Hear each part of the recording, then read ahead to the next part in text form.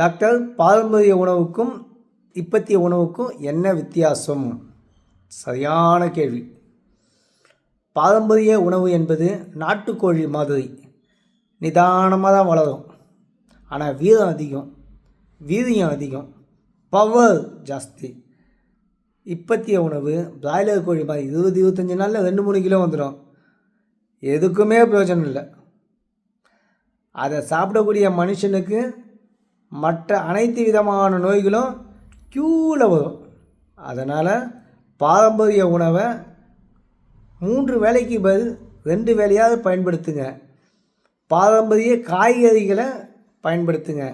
இப்போ வந்து ப்ரோக்கோலி, முட்டைகோஸு அந்த மாதிரி இங்கிலீஷ் நேம் வச்ச காய்கறிகளை அவாய்ட் பண்ணுங்கள். பல பேர் அப்படி தான் சொல்லுவாங்க, அந்த காயில் இது இருக்குது, இந்த காயில் அது இருக்குன்னு. நம்முடைய முருங்கைக்காயும் முருங்கைக்கீரை பற்றி சொல்கிறதுக்கு ஆள் இல்லை. நான் சொல்கிறேன், ஃபாலோ பண்ணுங்கள்.